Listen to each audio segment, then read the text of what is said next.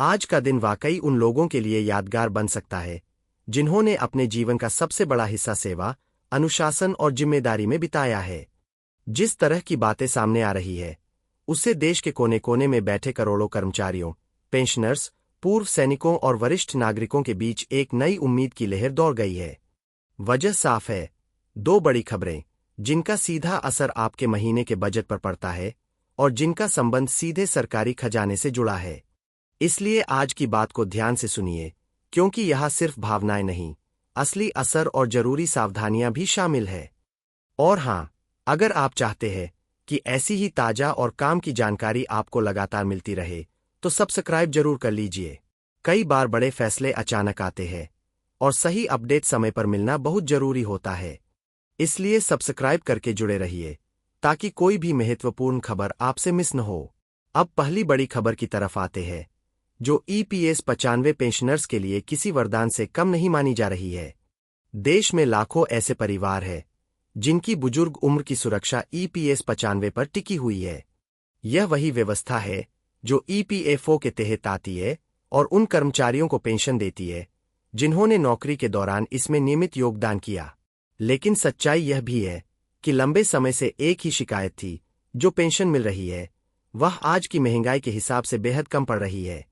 किसी को 1000 मिल रहे हैं, किसी को 1500, किसी को 3000 के आसपास। और आज के दौर में जब दवाइयों के दाम, डॉक्टर की फीस, जांच का खर्च, बिजली पानी का बिल, राशन का खर्च, सब कुछ लगातार बढ़ रहा है, तब इतनी कम पेंशन में सम्मान से गुजर बसर करना मुश्किल हो जाता है। यही वजह है कि वर्षों से एक आवाज लगातार उठती रही, न्यूनतम पेंशन बढ़ाई जाए। और अब जो संकेत मिल रहे हैं, उनके अनुसार केंद्र सरकार ईपीएस 95 के तहत मिलने वाली न्यूनतम पेंशन को बढ़ाकर 7,500 रुपये प्रतिमाह करने के प्रस्ताव पर सैद्धांतिक सहमति की दिशा में बढ़ चुकी है। यहाँ एक बात ध्यान रखना बहुत जरूरी है, यह दावा भले ही बड़ी राहत जैसा लगे, लेकिन जब तक कोई आधिकारिक आदेश या नोटिफिकेशन सामने नहीं आता, तब तक इसे अंतिम सत्य मानकर चलना सही नहीं है। फिर भी जिस तरह इसे गंभीर प्रस्ताव के तौर पर बताया जा रहा है और जिस गति से इस पर काम की बात कही जा रही है, वह निश्चित रूप से उम्मीद बढ़ाने वाला संकेत है। सोचिए, जिन लोगों को अब तक मुश्किल से 3000 रुपये तक मिल रहा था, उनके लिए 7,500 रुपये की न्यूनतम गारंटीड राशि कितनी बड़ी राहत हो सकती है। यह केवल पैसे का सवाल नहीं है, यह सुरक्षा का सवाल है, यह आत्मसम्मान का सवाल है। यह उस बुजुर्ग के हाथ में एक मजबूत सहारा है जो अपनी उम्र के उस मोड़ पर पहुंच चुका है जहां हर महीने की छोटी सी कमी भी जीवन की जरूरतों को हिला देती है। अब सवाल उठता है कि अगर यह फैसला आता है तो इसका लाभ किन लोगों को मिलेगा। बात बिल्कुल सीधी है। ईपीएस 95 में जिनका योगदान रहा है और जिनकी सेवा अवधि कम से कम 10 साल या उससे अधिक है, वे इस बढ़ी हुई न्यूनतम पेंशन के पात्र माने जाएंगे। यानी जिन लोगों ने 10 साल या उससे ज्यादा नौकरी की और उनके पेंशन फंड में नियमित योगदान हुआ, वे इस दायरे में आते हैं। एक और अहम बात यह भी कही जा रही है कि यह लाभ सिर्फ भविष्य में रिटायर होने वालों तक सीमित नहीं होगा, बल्कि उन लाखों बुजुर्गों पर भी लागू होगा जो इस समय पेंशन ले रहे हैं। मतलब यह कि अगर सरकार आधिकारिक मुहर लगाती है, तो पात्र पेंशनर्स को यह बढ़ी हुई न्यूनतम राशि अपने आप मिलने लगेगी। अलग से आवेदन, अलग फॉर्म या बार बार कार्यालय के चक्कर, ऐसी झंझट की जरूरत नहीं होनी चाहिए। यह प्रक्रिया डिजिटल और पारदर्शी रखने की बात भी सामने रखी जा रही है, ताकि एक तय तारीख पर राशि सीधे खाते में पहुंचे। अगर आप चाहते हैं कि इस मुद्दे पर कोई भी आधिकारिक अपडेट आते ही आपको सबसे पहले और साफ साफ बताया जाए, तो सब्सक्राइब कर लीजिए, क्योंकि ईपीएस से जुड़ी बातों में अफवाहें बहुत तेज फैलती है और सही बात वही होती है जो आधिकारिक स्रोतों से कन्फर्म होकर आए। इसलिए सब्सक्राइब रहना आपके लिए सुरक्षा जैसा है। अब कुछ लोग सोचते हैं कि 7,500 रुपये सुनने में ठीक है, लेकिन असल में फर्क क्या पड़ेगा? फर्क बहुत बड़ा पड़ेगा, खासकर बुजुर्गों की जिंदगी में। आज के समय में अकेले दवाइयों का खर्च ही कई घरों में हर महीने हजारों में चला जाता है। बढ़ती उम्र में नियमित जांच, doctor visit, blood test, sugar BP की दवाइयां, यह सब वैकल्पिक नहीं, जरूरत है। जब न्यूनतम पेंशन बढ़कर 7,500 रुपये होगी, तो कम से कम एक बुजुर्ग अपने जरूरी इलाज और दवाइयों को लेकर दूसरों पर निर्भर नहीं रहेगा। इसके अलावा राशन, किराना, बिजली बिल, गैस सिलेंडर, छोटी मोटी जरूरतें, यह अतिरिक्त राशि हर जगह काम आती है। और सबसे बड़ी बात, यह उन्हें आत्मनिर्भर बनाती है। बच्चों के सामने हाथ फैलाने की मजबूरी कम होती है और वही आत्मसम्मान लौटता है जिसकी कीमत पैसों से कहीं ऊपर है। अब इसी के साथ एक व्यावहारिक सलाह भी जरूरी है। अगर आप ईपीएस पेंशनर है या आपके घर में कोई पेंशनर है, तो अभी से अपने दस्तावेज दुरुस्त कर लीजिए। आधार, बैंक खाता, मोबाइल नंबर और ईपीएफ रिकॉर्ड में सही लिंकिंग, यह बहुत जरूरी है। कई बार भुगतान में देरी या रुकावट सिर्फ इसलिए होती है क्योंकि केवाईसी अपडेट नहीं होता, खाता बदल गया होता है या मोबाइल नंबर पुराना होता है। इसलिए पहले से तैयारी रखें ताकि अगर योजना लागू होती है तो भुगतान बिना बाधा के सीधे खाते में पहुंचे। और किसी भी घोषणा के लिए केवल ईपीएफओ की आधिकारिक वेबसाइट, अपने बैंक स्टेटमेंट और भरोसेमंद अपडेट्स पर ही नजर रखें। अब दूसरी बड़ी खबर पर आते हैं, जो केंद्रीय कर्मचारियों और पेंशनर्स के लिए उतनी ही बड़ी राहत मानी जा रही है। यह खबर है महंगाई भत्ते यानी डीए और महंगाई राहत यानी डीआर में 4% की बढ़ोतरी। महंगाई के इस दौर में जहां हर चीज के दाम ऊपर जा रहे हैं, वहां डीए डीआर में बढ़ोतरी कर्मचारियों और पेंशनर्स के लिए राहत की सांस जैसी होती है।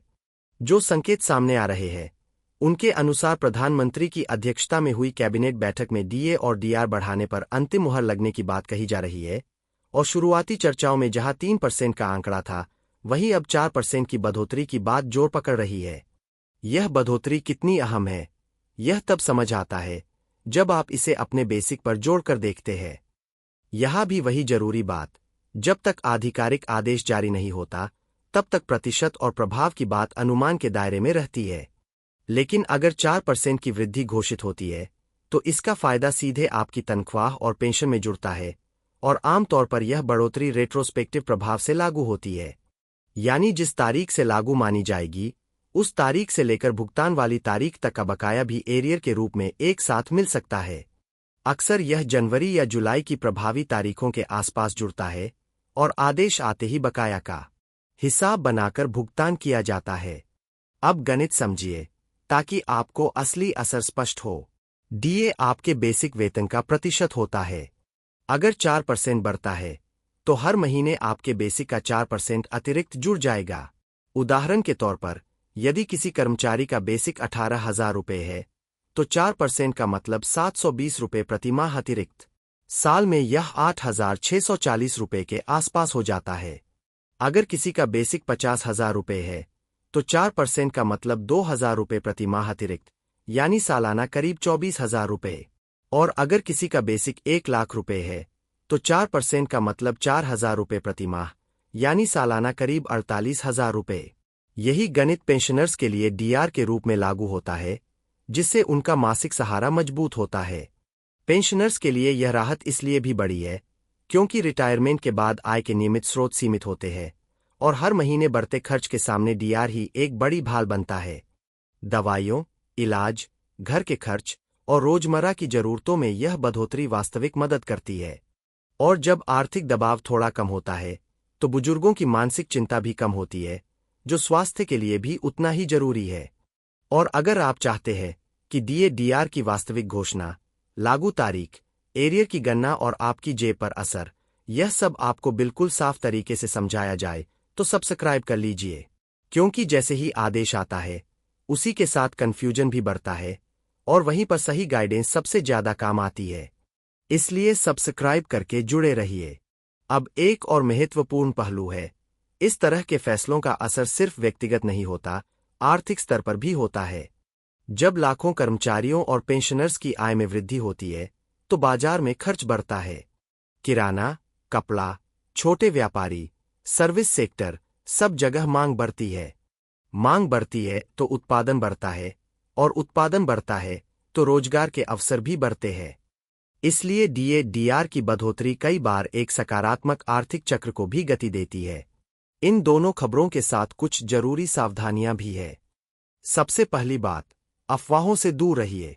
सोशल मीडिया पर बहुत कुछ चलता है, लेकिन आपको केवल आधिकारिक आदेश, सरकारी वेबसाइट, ईपीएफओ पोर्टल और भरोसेमंद स्रोतों से ही पुष्टि लेनी चाहिए। दूसरी बात, अपने दस्तावेज अपडेट रखिए।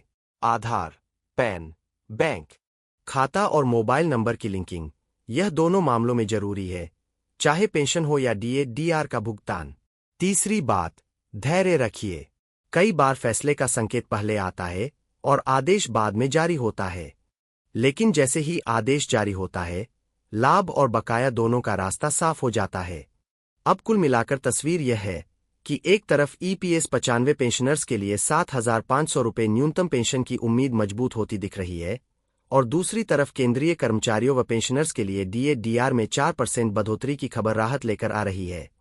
दोनों ही बातें अगर आधिकारिक रूप से लागू होती है, तो यह लाखों करोड़ों परिवारों के लिए डबल राहत, डबल स्थिरता और डबल भरोसे का संकेत होगा। आपसे आखिरी बार एक छोटा सा अनुरोध, अगर आप चाहते हैं कि इस तरह की हर बड़ी अपडेट, उसका सही मतलब और आपके लिए क्या करना जरूरी है, यह सब आपको लगातार मिलता रहे, तो सब्सक्राइब जरूर कर लीजिए। और अगर आपको इन दोनों विषयों पर अलग अलग, पूरी तरह कन्फर्म अपडेट के साथ डिटेल वीडियो चाहिए, तो कमेंट में बता दीजिए। मैं आपकी जरूरत के हिसाब से अगले कंटेंट की दिशा तय करूंगा। धन्यवाद।